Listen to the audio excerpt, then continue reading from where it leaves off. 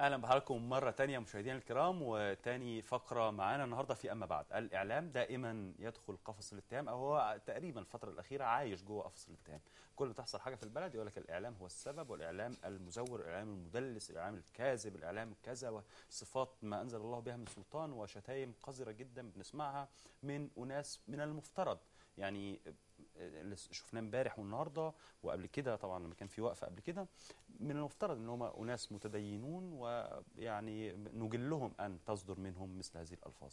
على اي حال انا مش هتوقف عند النقطه دي، بس حكايه الحصار ومش الحصار لانه كلام اتقال فيه كتير، انما اتكلم بشكل عام. هل الاعلام هو صانع للمشاكل، ولا الاعلام هو فقط متابع للمشاكل؟ يعني حينما يسلط الاعلام الضوء على مشكله ما تحدث فيكون هو الذي صنعها، ولا هو بيقوم بدوره الطبيعي اللي المفروض معمول عشانه؟ يعني في مشاكل، في قضايا، في كذا، فدوره ان هو يضيء عليها او يعرضها للناس، يعني يعرف الناس بيها. امال هو اسمه اعلام ليه؟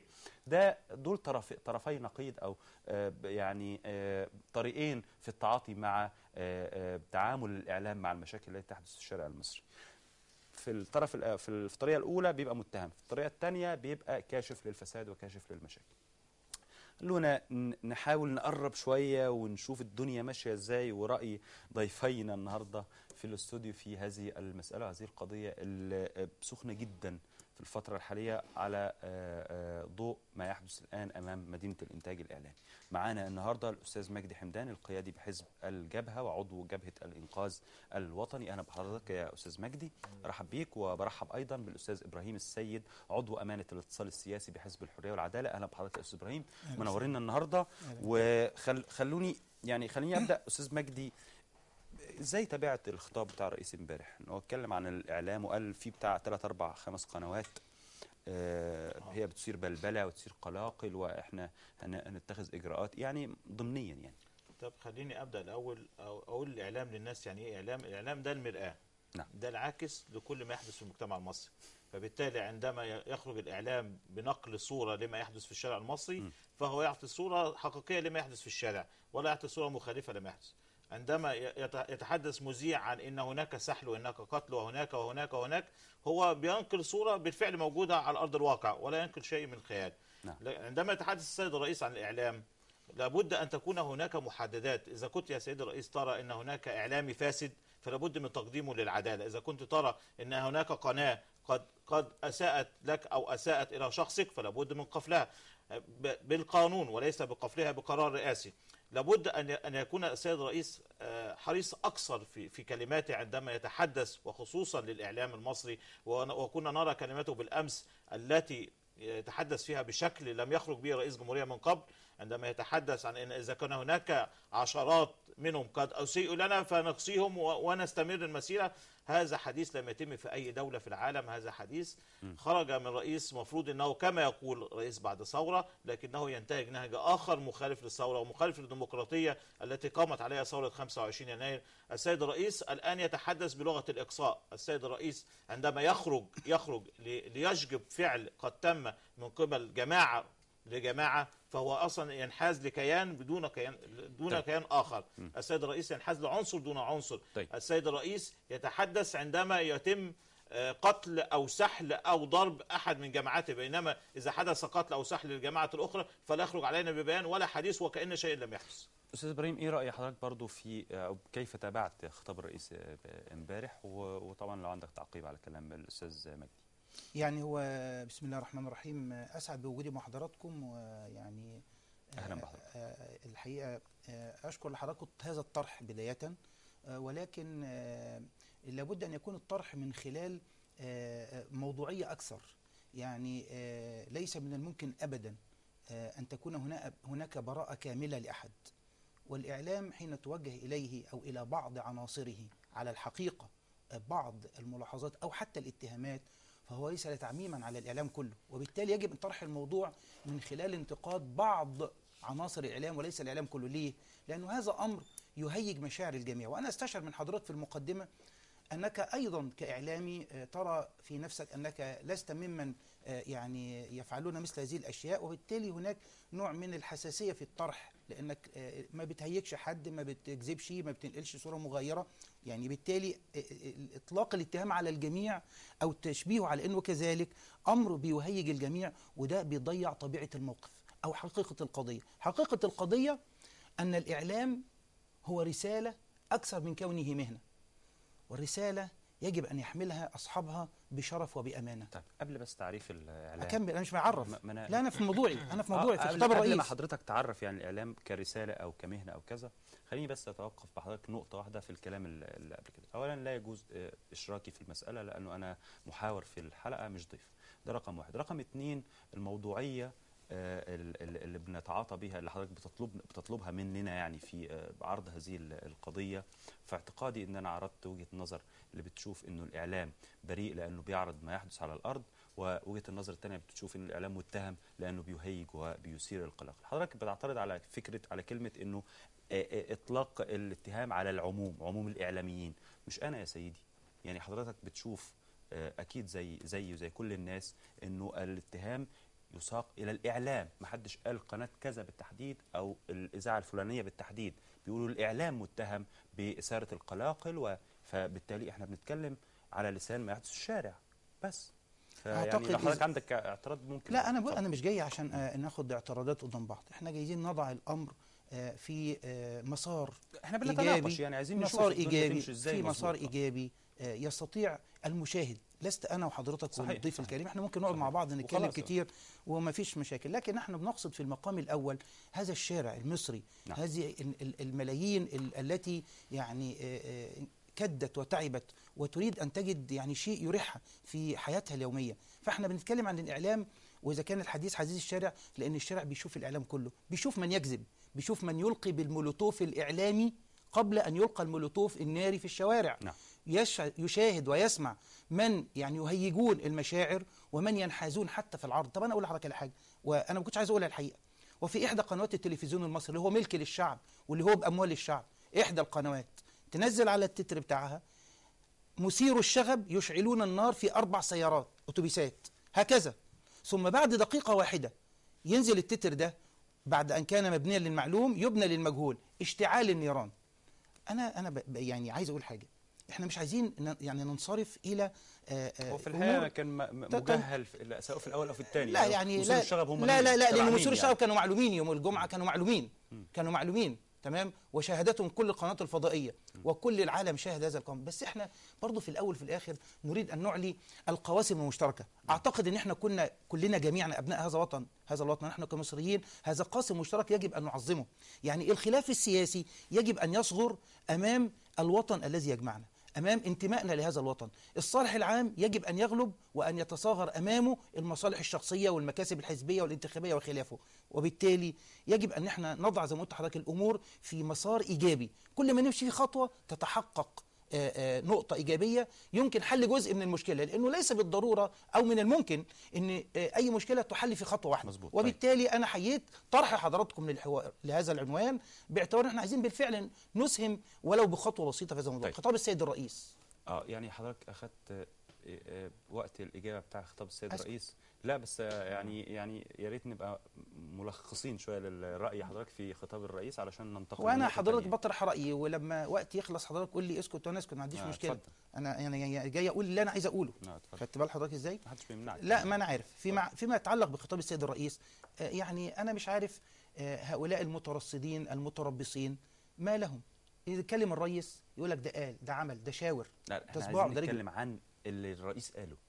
كل ما قاله الرئيس ينطلق من موضع ومن مصدر مسؤوليته عن هذا الشعب، ومن مصدر السيد الرئيس عندما يقول انا ما قطعتش حضرتك، يتم اقصاء، معلش ما قطعش حضرتك. السيد الرئيس ما قطعش حضرتك، انا جاي بعد ثوره، انا ما قطعش حضرتك، هنرمي شويه دولت على جنب. انا ما قطعش حضرتك، انا ما قطعش حضرتك، انا ما قطعش حضرتك. استاذ ابراهيم ده تحريض مجتمعي مباشر. انا ما قطعش حضرتك. لا، هذا كلام غير صحيح. استاذ ابراهيم هذا كلام غير صحيح، وادعاء بغير بينه. تعقيب على الاستاذ مجدي. انا، ما هو ما يقطعنيش، هو ما يقطعنيش. لا، ما انا طلبت من حضرتك تعقيب على اللي هو قال. انا اعيد وهو بيتكلم يقول طب ما تفتكر عبد الناصر عمل ايه والسادات عمل ايه ايه وحسني مبارك عمل امال ايه؟ احنا عملنا ثوره ليه؟ بالراحه عشان بقى. نجيب عبد الناصر والسادات؟ وبالتالي هذا هو الفارق.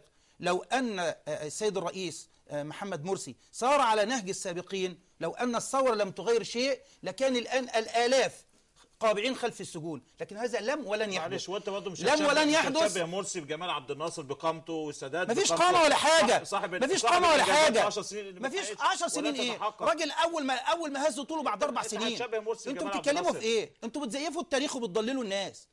انتوا فين؟ انظروا الى حال البلد، الخراب المستمكن في البلد. العنف انت بتنظر يا استاذ، انا ما المؤجج في اعتقدش كل أنحاء حضرتك. مصر. خلاص خلي الحوار بيني وبين حضرتك. أنتجته السلطه، الرئيس جمهوريه أين السلطة المكتملة؟ أين السلطة المكتملة يا حضرات؟ أنتم كسياسيين تناقضون أنفسكم ولا تقدمون عملا سياسيا راشدا لا يصب في صالح الوطن ولا يصب في بناء حتى حياة سياسية بعد ثورة كبيرة عظيمة لمصر. لا هذا ولا ذاك. ليس لديكم إلا اللاءات والتحريض والتخريب والغطاء السياسي والمعنوي والمادي للعنف وللبلطجيه في كل مكان. طيب. وهذا مشهد أنا العالم. بشوف عايزين نخرج الموضوع بقى من الكلام ده. عفوا يا استاذ ابراهيم، عفوا يا استاذ مجدي، معلش انا سبت حضراتكم تتكلموا براحتكم، فعايزين نرجع بس تاني شويه للمنطقه بتاعتنا. واحنا بنتكلم عن الاعلام وعن دور الاعلام في صناعه او عدم وجود دور لي في صناعه المشاكل التي تحدث في الشارع المصري والاثاره والعنف وكذا.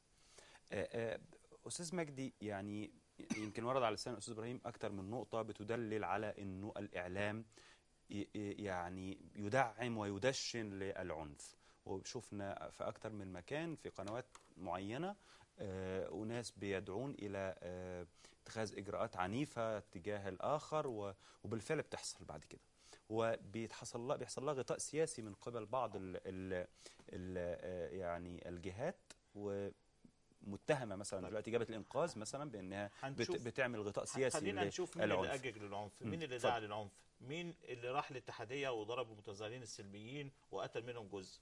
دولت مش جبهه الانقاذ. مين اللي طلع وقال فتوى ان اللي اتقتلوا وقتها كان نسبتهم تقريبا من الاخوان اكثر من يعني مصريين. مصريين اللي اتقتل من هنا او من هنا ده مصري. انا برد عليك بالرد اللي مين اللي خرج واصدر فتوى بقتل قاده جبهه الانقاذ؟ احنا.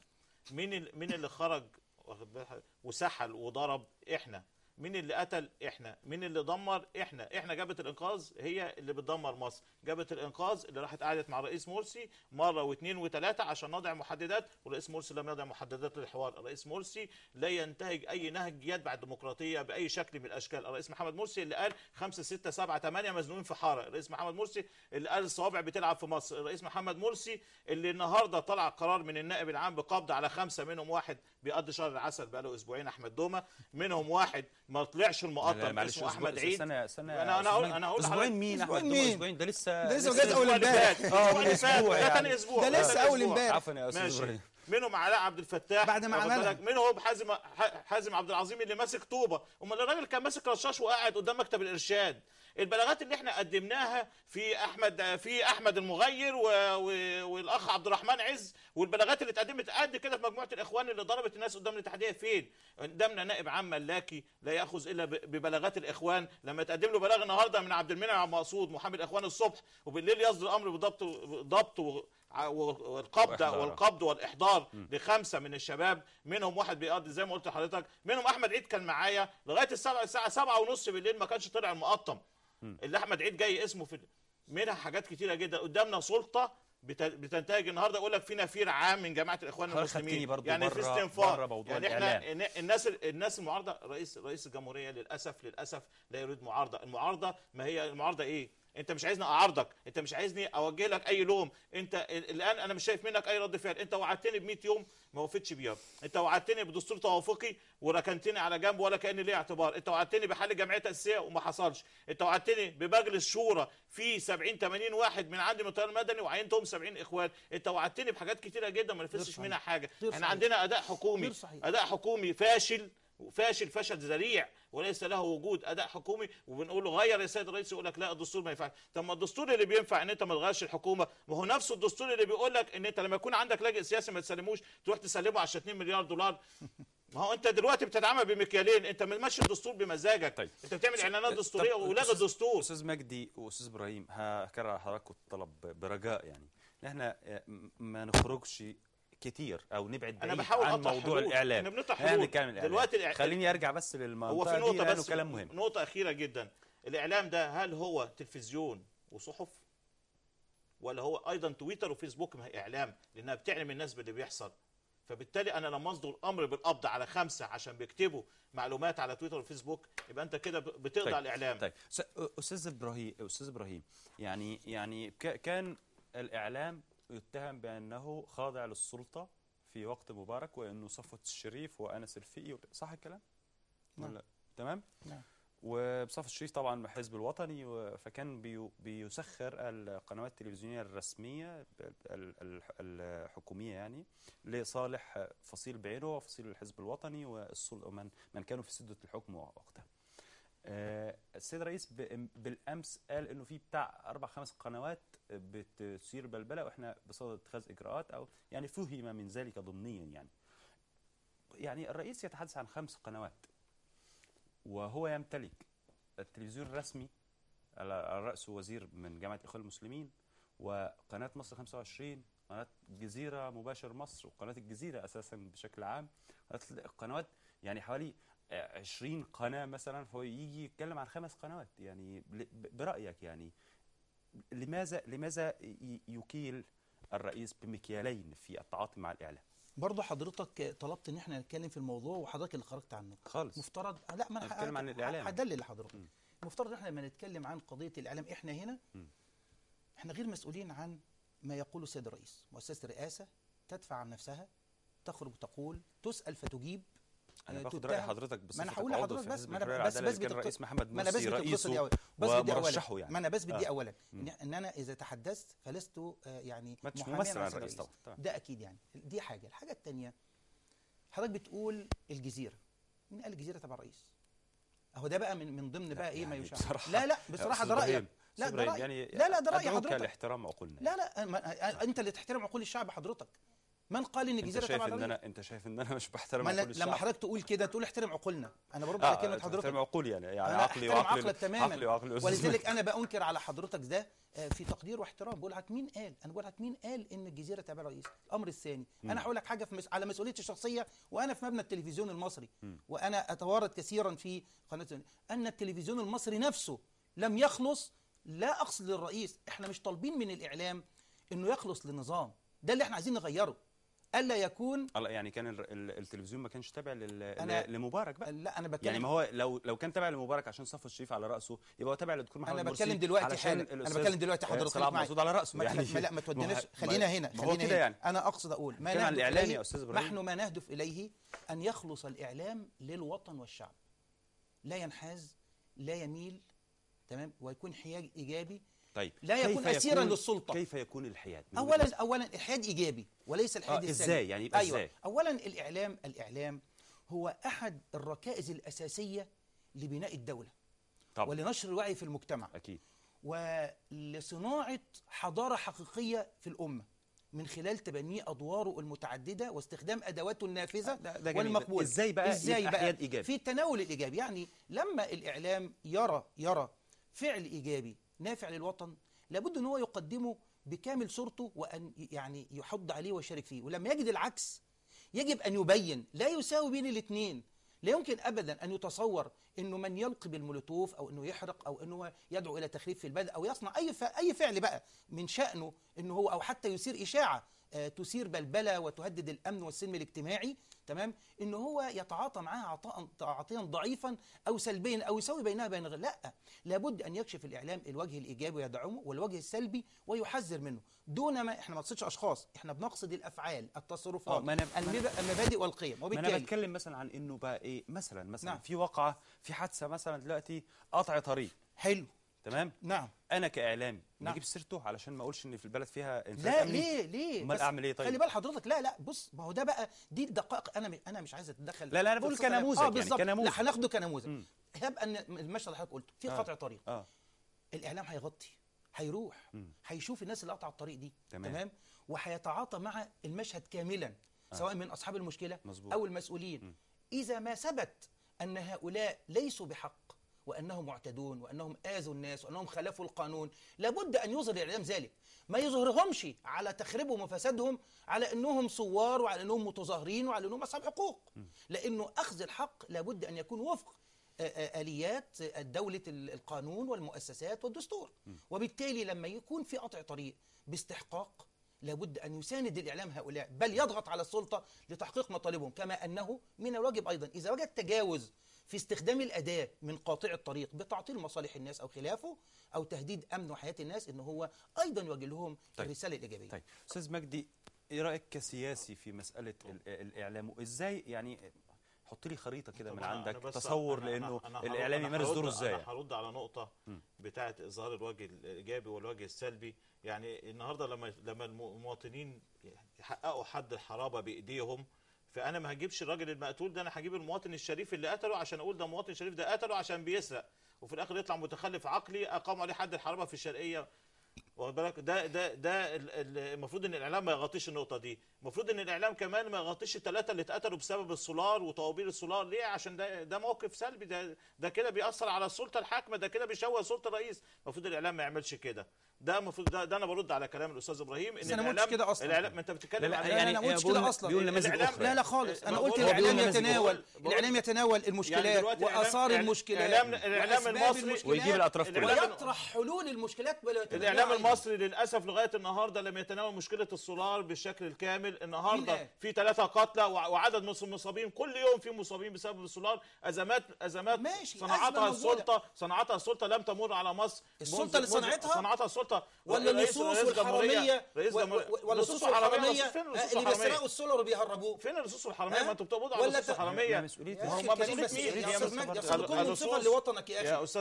ولا هؤلاء اللي بيفرغوا السولار في الصحراء وعلى الطرق؟ خدت بالك ازاي؟ السلطه مسؤوله للاسف. ايوه، هل انت بتتكلم عن السولار باعتبار ان السولار ده كان متخزن عندنا، كان عندنا فائض منه، ولا بتتكلم عن سلعه بنستورد 53% عمر مصر ما مرت عليها ازمات زي الازمات اللي مر على مصر يا ابني؟ ليه؟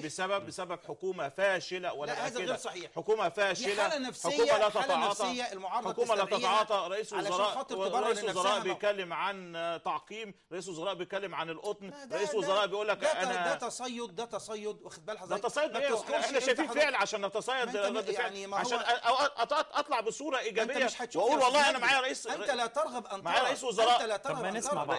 ما هو مش عايز يسمعني. رئيس الوزراء المصري، رئيس الوزراء المصري لما قدم كشف حسابه في 30/12 اللي فات تغنى بالفتره اللي كان فيها الدكتور كمال جنزوري رئيس وزراء، لما قال لك انا عندي انجازات 12.5% تنميه، معدل تنميه، بيتغنى بانجازات هو ما حضرهاش. هو ما عندوش انجازات، هو رئيس وزراء بقى له 8 شهور ما عندوش انجازات تذكر. في ازمات كل يوم في البلد كل يوم بتنهار، ومع ذلك مش عايز يغيره. ليه؟ عشان رئيس الوزراء المصري يتبع نفس النهج على النظام القديم، السامع والطاعة، وليس له رؤية وليس له هدف. إذا كنا نريد أن الإعلام المصري أن يتعاطى مع الفعل لابد أن ينظر الجانب السلبي والجانب الإيجابي، ويشير إلى هذا ويشير إلى هذا ويشير إلى هذا ويشير إلى هذا. مش الصبح مجدي الجلاد ينتقد الإعلام يتصيد الأخطاء فقط. مش من الصبح، أنا بقول لك أهو مجدي الجلاد في جريدة الوطن ينتقد خيرت الشاطر وينتقد مكتب الارشاد بالليل ولا عرف جريده الوطن.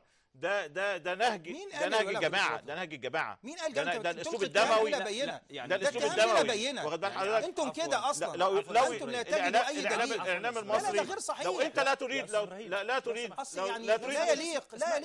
لا تريد مشاهده القناه الفاسقه الخارجه، اذا كنت لا تريد مشاهدتها. حضرتك عندك دليل على انه الاخوان المسلمين هم اللي حرقوا جريده الوطن؟ لا طبعا. ولا عنديش دليل ان هم حرقوا الوفد.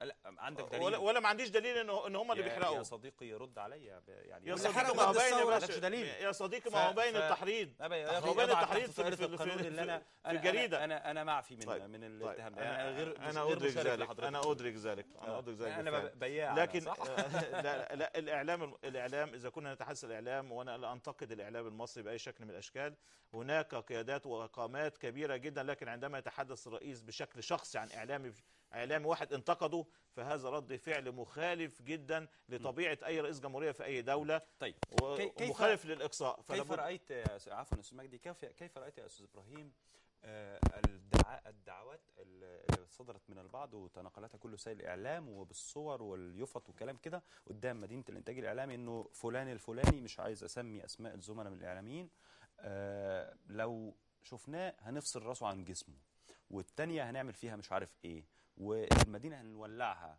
وهذا الأمر ورد على لسان، على تويتات، على تويتر وعلى الفيسبوك عفوا، من بعض الأعضاء المنتمين لجماعة الإخوان المسلمين، إنه إحنا مش رايحين علشان نعترض ونحاصر من الإنتاج، إحنا رايحين علشان نولع فيها. إزاي بتشوف ده؟ اولا اصحح لحضرتك كل ما قلته. اولا لانه لم يصدر من احد من الاخوان المسلمين. انا مسؤول. قول لي اسماء. لا وانا اتحدى حضرتك لا على استاذ ابراهيم، استاذ ابراهيم، لا يكرمك بعد اذن حضرتك. لا معلش مش كده، احنا بنتكلم بالدليل. معلش مش زعلان ليه دلوقتي؟ لا انا مش زعلان. طب قدم دليل. انا بقول لحضرتك بتكذب عيني. انا ما بكذبش يا سيدي يا سيدي يا سيدي يا سيدي. البينه يا سيدي البينه على من ادعى. انا بتحدث بصفتي. اجيب لك الكمبيوتر دلوقتي بالراحه بس حضرتك، بالراحه عشان الناس اللي قاعده بتتفرج ما انا تسمع كلام حضرتك تقول لي الشمس بتطلع من الغرب، يبقى مش بالراحه. اولا حضرتك خلطت الامور في بعضها. اذا كان طبعا طيب اتفضل. انك انت تنسب الى اعضاء من الاخوان المسلمين مثل هذا الكلام، فهذا لا اصل له البتة. اللي هو ايه اللي انا نسبت؟ انه لا احنا بنحرق ولا احنا بنقتل ولا بنحدد اسماء من الاعلاميين مع اختلافنا واعتراضنا عليهم. واعتقد يا اخي الكريم لو سمحت، رئيس الجمهوريه حدد. لا رئيس الجمهوريه ما حددش، هو اتكلم عن عدد. رئيس الجمهوريه ما حددش. ما قالش اسماء. ده كان ناقص يقول يوسف الحسيني. ده انت اللي بتقول بقى عشان انت عارف. ما هو ده محدده. على فكره واحنا اعترضنا على التحرش الجنسي اللي تعرض له يوسف الحسيني لما كان في المظاهره، عشان تبقى حضرتك عارف. احنا ضد كل سلوك خالد. اكمل كلام بس على نقطه صغيره. لا اكمل كلام بعد اذنك. اللي قال حرق مدينه الابالسه والشياطين، واخد بال حضرتك؟ اللي قال حرق مدينه الابالسه والشياطين، قول حضرتك عشان واللي قال سحره فرعون هو عمر محمد مرسي، وعلى تويتر وموجوده ومثبته. حلو. انت عايز ايه تاني اكتر من كده؟ بالراحه بس حضرتك. خلاص انت قلت لي اسم. هو عمر مش في الجماعه؟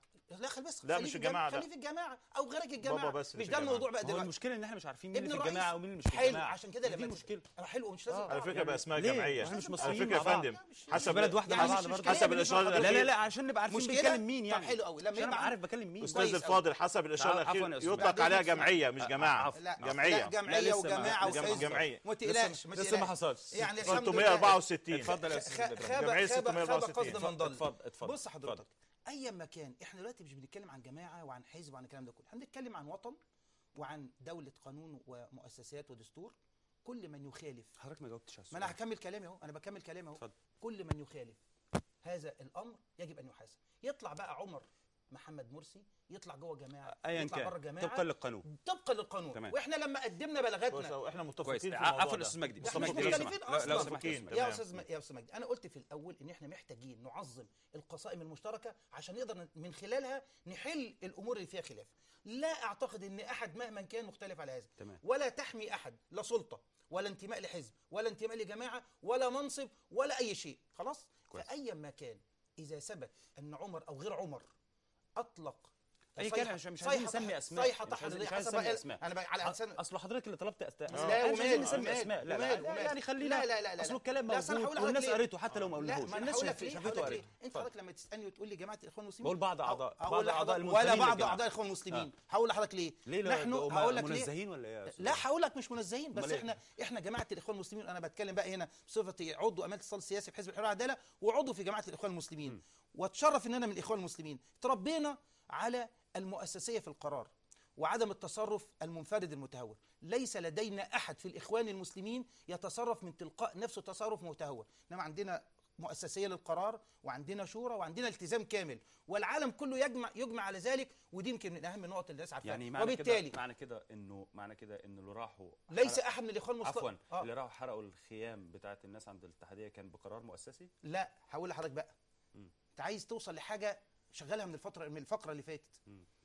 الاشكاليات الاتحاديه دي عايزين لها وقت لوحدها عشان ما نروحش عن الموضوع بتاعها. عدى عليه بتاع 4 شهور. حلو قوي. وحضرتك قلت النائب العام ما اصدرش ليه وما جابش بعد 4 شهور ليه وجاب بعد 3 ايام ليه. هقول لحضرتك الحاجه اللي عنده دليل يقدمه والنيابه ترى انه دليلا يصلح وقائما للاتهام. خدت بال حضرتك؟ هو الواحد بيشوف بعينه.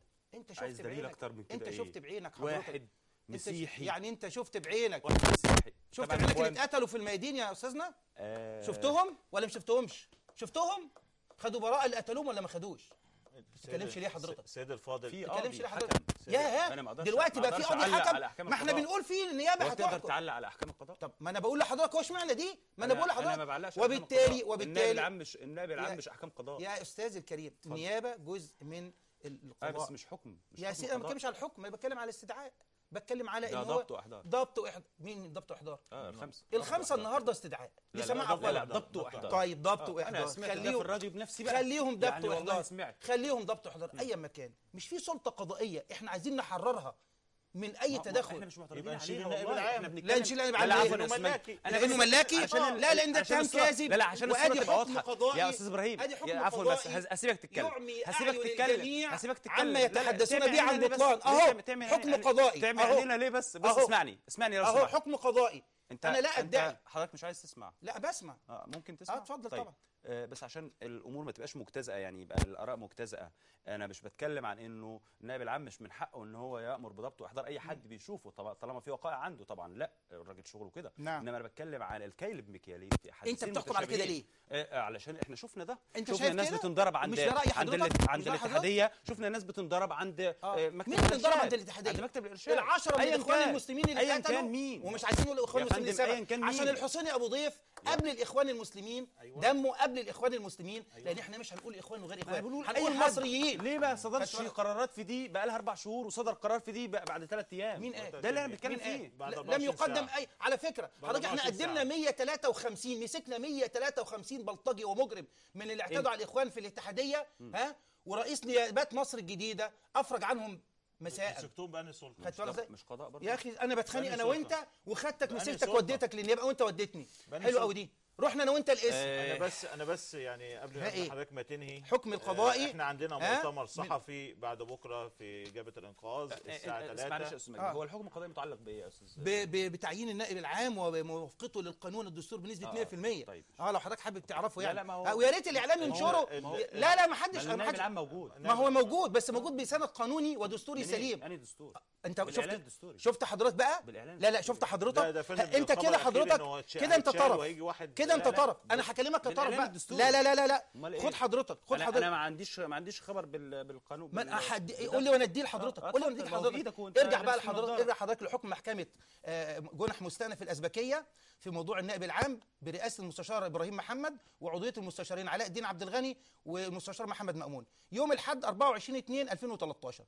وكانت القصه عجيبه جدا، انه اصلا في الدرجه الاولى كان في واحد نصب على 2 وكانت القضيه منظوره امام اول درجه. فاذا بالقاضي المحترم باختصار شديد جدا بيرفض الدعوه بحجه ان وكيل النيابه الموجود حصل اترفعت للمستأنف. خد حضرتك حيث الموضوع. اكدت المحكمه ان تعيين النائب العام الجديد جاء مستوفيا للشروط الشكليه والموضوعيه لتولي المنصب التي حددها القانون والدستور وفي حيثيات المحكمه. واللي عايز يعترض بقى برضه انت بتعترض على المحكمه. انا ما قلتش كلام من عندي. اسمع بس اسمع حضرتك واستوعب. اسمع واستوعب. تمام. وقالت المحكمه في حيثيات الحكم ان الاعلان الدستوري هو الاداه القانونيه التي تخول السلطه القائمه اداره شؤون البلاد خلال مرحله انتقاليه حتى يتم اقرار دستور دائم لها، وان اثار هذا الاعلان الدستوري واخصها انتهاء مده شغل يعني النائب. استنادا للاعلان الدستوري. اهو حكم محكمه. مش حاجه من عندي. حكم ماشي، محكمه. حكم المحكمه بيثبت شرعيه الآثار. اختيار النائب العام استنادا على وبيقول حاجه ثانيه. لا خد حاجه يعني ثانيه. يعني خد مش حاجه دستور ولا ثانيه. حاجة. خد حاجه ثانيه حضرتك. خد حاجه ثانيه.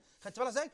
وخلي بالك وإن وقد آثار الإعلان تحصنت. الدستوري ما لا وبتاع. وقد تحصنت باقرار دستور دائم للبلاد تم مظبوط. استيفاء الشعب عليه تمام. بما اضفى على هذا الاثر شرعيه مستمده من الاراده الشعبيه. واضح جدا. بشكرك يا استاذ مجدي. في مؤتمر جمله صحفي اخيره عندنا بعد بكره في جبهه الانقاذ عشان نوضح فيه في فيلم قصير قوي 7 دقائق احداث العنف اللي بدات من ايام مجلس الشعب لما اتمنع الشباب من ان هم يكلموا اعضاء مجلس الشعب لغايه احداث يكلموا المقطم. مجلس الشعب. وفي نقطه اخيره جدا، اللي عنده ضمير احسن من اللي عنده سلطه. شكرا استاذ مجدي حمدان القيادي حزب الجبهه وعضو جبهه الانقاذ الوطني. بشكر كمان استاذ ابراهيم السيد عضو امانه الاتصال السياسي بحزب الحريه والعداله. بشكركم. بعد فاصل قصير جدا نروح لاخر فقره واخر ملف معنا النهارده في اما بعد. انتظرونا.